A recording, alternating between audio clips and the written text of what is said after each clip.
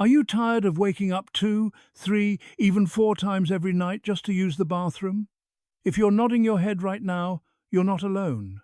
Millions of people, especially as we get older, struggle with this exhausting pattern that robs us of the deep, restorative sleep our bodies desperately need.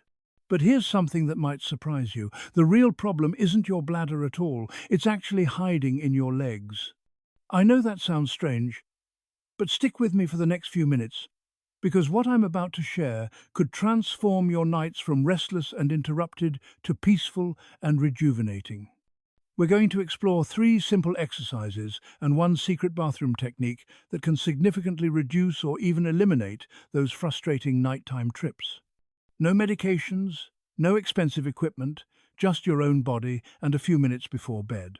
So what's really going on when you find yourself shuffling to the bathroom multiple times each night? The medical term for this is nocturia, but understanding the fancy name doesn't help us solve the problem. What does help is understanding where all that nighttime urine is actually coming from. During the day, as we go about our activities, fluid naturally accumulates in our lower legs and feet. Gravity pulls it down there. And as we age, our circulation isn't quite as efficient as it used to be.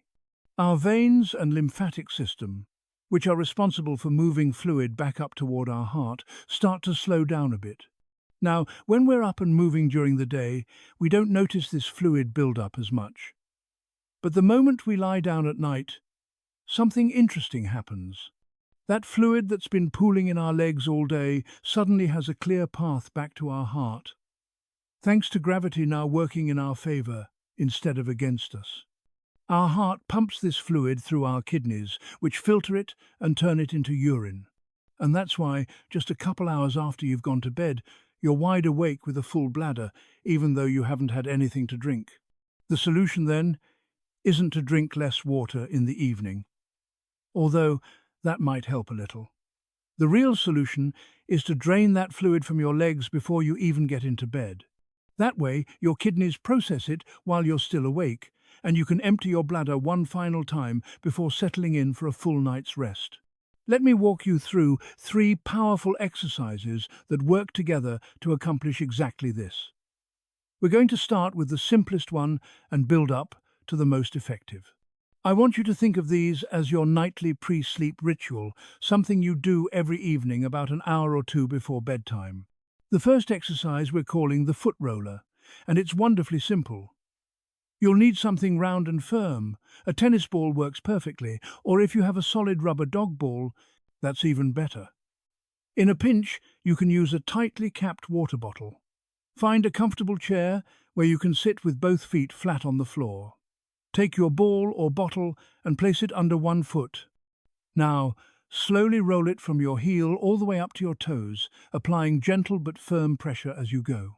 You're not trying to hurt yourself here, just create enough pressure that you feel it working into the bottom of your foot. Why are we doing this? Well, your feet contain thousands of nerve endings, and they're connected to your entire circulatory system. By stimulating these nerve endings, you're essentially waking up your circulation. You're also relaxing the fascia, that connective tissue that wraps around your muscles, and loosening up tight muscles that might be restricting fluid flow. Roll each foot for 45 seconds to a full minute.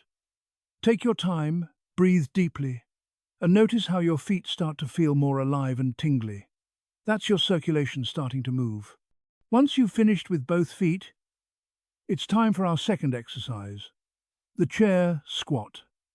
Now, before you worry that I'm asking you to do something too strenuous, let me explain how we're going to modify this to make it safe and effective for everyone, regardless of your current strength or mobility level. Stand in front of a sturdy chair, facing away from it, with your feet about shoulder width apart. Extend your arms straight out in front of you, parallel to the floor. These extended arms act as a counterbalance, making the exercise easier and safer. Now, slowly begin to sit back, as if you're going to sit in the chair. Keep your weight in your heels, not your toes. Lower yourself down until your bottom just barely touches the seat of the chair, and then immediately push back up to standing, driving through your heels. The key word here is control. We're not plopping down or bouncing up. Every movement should be slow and deliberate. Try to complete 10 to 12 repetitions. If that feels like too many, start with 5 or 6 and work your way up over several days. Now, if you have weak knees or feel unsteady, here's how to modify this exercise. Place a thick pillow or cushion on the chair seat so you don't have to squat down quite as far. You can also position a second sturdy chair in front of you, holding onto its back for additional support and balance. The important thing is that you're moving through the motion safely. Why is this exercise so powerful for reducing nighttime urination? Because your thigh muscles, the quadriceps and hamstrings, are some of the largest muscles in your body. When you engage them with this squatting motion, they act like a powerful pump, squeezing the veins and lymphatic vessels in your legs and pushing fluid upward toward your heart and kidneys. It's like wringing out a sponge. Every time you squat down and stand back up, you're actively pumping fluid out of your lower legs. Now we come to the most comprehensive and effective exercise of all, what we call the legs up the wall pose. This isn't just one simple movement, it's actually a 5-step protocol that combines muscle activation, massage, gravity, and relaxation to create maximum fluid drainage from your legs. You'll need a clear wall space, or, if you prefer, you can use your headboard if your bed is positioned against a wall.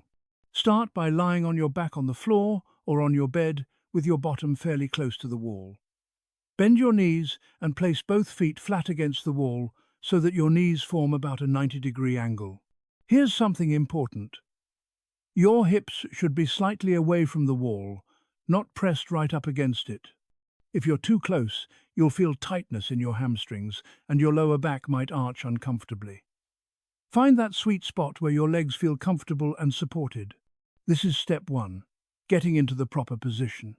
Take a moment to settle in, breathe naturally, and let your body relax. Now we move to step 2, wall calf activation. With both feet still flat on the wall, press through the balls of your feet and your toes, lifting your heels up off the wall. You should feel your calf muscles contract. Hold for just a second. Then lower your heels back down. We're going to do 10 repetitions, but here's the trick. Do one leg at a time. Lift your right heel while keeping your left foot flat, then lower it. Then lift your left heel while keeping your right foot flat. This alternating pattern creates a pumping action that's specifically targeting the fluid in your ankles and lower calves, pushing it upward. After you've completed 10 reps on each leg, we move to step 3, the figure 4 massage. Bring your right ankle up and cross it over your left knee so that your right leg forms the shape of the number 4. With both hands, reach down and grasp your right calf muscle.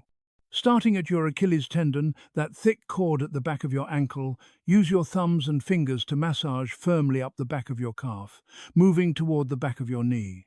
You're always massaging toward your heart, never away from it. This helps move fluid in the right direction. Spend about 30 seconds on this leg, really working into the muscle tissue. Then switch legs and repeat the massage on your left calf. Step 4 is what we call the 120-degree pump. Slide your feet higher up the wall so that your legs are more extended, creating a wider angle at your knees, approximately 120 degrees. Your feet should now be hovering in the air rather than pressing flat against the wall. From this position, imagine you're pressing gas pedals with alternating feet. Press your right foot forward like you're pushing a pedal, then pull it back while your left foot pushes forward. Keep this gentle pedaling motion going for a total of 20 pumps. This creates a vacuum effect in the veins of your legs, literally sucking fluid upward toward your torso. Finally, we arrive at step 5, the jelly shake. Keep your legs elevated in that same extended position, but now let them go completely relaxed and loose. Gently shake your calves and thighs, letting the muscle tissue jiggle and wobble like jelly. This might feel a little silly, but it's incredibly effective at loosening any stubborn pockets of fluid that are still trapped in the tissue. Keep this gentle shaking going for at least 1 full minute. You can even go longer if it feels good. When you've completed all 5 steps of the legs up the wall protocol, slowly and carefully bring your knees toward your chest, roll to one side, and use your arms to push yourself up to a sitting position. Never try to sit straight up from lying flat, especially after having your legs elevated. Take your time standing up and notice how your legs feel. They should feel lighter, less heavy, maybe even a bit tingly from all that increased circulation. Now, before we wrap up, I want to share one more technique with you, and this one happens right in the bathroom. It's called double voiding, and it can make a remarkable difference in how well you sleep through the night. Here's how it works. When you go to the bathroom for that final time before bed, try to sit down to urinate if you're able, even if you're a man. Sitting helps your pelvic floor muscles relax completely, allowing for better bladder emptying. After you've finished urinating normally, don't rush to stand up and leave. Instead, stand up and lean your torso forward slightly, almost like you're bending to touch your toes but not going that far. Just a gentle forward lean. Wait 20 to 30 seconds in this position. You might be surprised to find that you feel the urge to urinate again, even though you thought you were finished. Try to go again, and often you'll find there's actually a small amount of urine that remained in your bladder. By emptying this residual urine before bed, you're reducing the chance that it will wake you up an hour or two later. This simple technique can be the difference between sleeping through the night and waking up at 2 in the morning. Let's talk about when to do all of this for maximum benefit. The ideal time is about 1 to 2 hours before you plan to go to bed. This gives your body enough time to process the fluid that you've mobilized from your legs. Start with the foot roller, spending that minute or two on each foot. Move on to your chair squats, completing your 10 to 12 repetitions. Then settle into your legs up the wall pose and work through all 5 steps methodically. The entire routine should take you about 15 to 20 minutes. Think of it as your evening wind-down ritual, a peaceful transition from the activity of your day to the rest of your night. When you finish the exercises, go about your normal evening routine. Have a light snack if you're hungry. Maybe read or watch a little television, whatever helps you relax. About 30 minutes before bed, limit your fluid intake. You don't need to stop drinking entirely, but try to avoid large glasses of water or other beverages. Then, right before you get into bed, use that double voiding technique in the bathroom. You might be wondering how quickly you'll see results. Some people notice a difference the very first night they try this routine. Others might need 3 or 4 nights before they see significant improvement. Everyone's body is different, and the amount of fluid you're retaining in your legs can vary based on your activity level, your diet, your medications, and various health conditions. The important thing is consistency. Make this a nightly habit, just like brushing your teeth, and give it at least a full week before you evaluate whether it's working for you. It's also worth mentioning that these exercises are safe for most people. But if you have any serious health conditions, especially heart problems, kidney disease, or circulatory issues, it's always wise to check with your doctor before starting any new exercise routine. If you experience pain, dizziness, or any unusual symptoms while doing these exercises, stop immediately and consult with your healthcare provider. One of the beautiful things about this approach is that it addresses the root cause of the problem rather than just masking the symptoms. You're not taking a medication that might have side effects. You're not restricting your water intake so much that you risk dehydration. You're simply helping your body do what it's designed to do. Circulate fluid efficiently by giving it a little extra assistance at the end of the day. Think about what better sleep could mean for your life. Imagine waking up in the morning feeling truly rested, not groggy and exhausted from multiple nighttime interruptions. Consider how much more energy you might have during the day, how much better your mood might be, how much sharper your thinking could become. Quality sleep affects every aspect of our health, from our immune system to our mental clarity to our emotional resilience. By solving this one problem of nighttime urination, you're opening the door to improvements in so many other areas of your well-being. I encourage you to start tonight. You don't need to buy anything special. You probably already have everything you need right in your home. A tennis ball, a chair, a wall, and your own 2 legs. Set aside those 15 to 20 minutes this evening, work through the exercises, use the double voiding technique, and then settle into bed. Pay attention to how you sleep. Notice if you wake up fewer times or if you sleep more deeply. Keep track for a full week and see what changes. If you found this information helpful, I'd love for you to share it with others who might be struggling with the same issue. Talk to your friends, your family members, anyone you know who's dealing with frequent nighttime bathroom trips. These simple exercises and techniques can make such a profound difference in quality of life. And the more people who know about them, the better. Leave a comment below letting me know if you try this routine and what results you experience. Your success story might be exactly the encouragement someone else needs to give it a try themselves.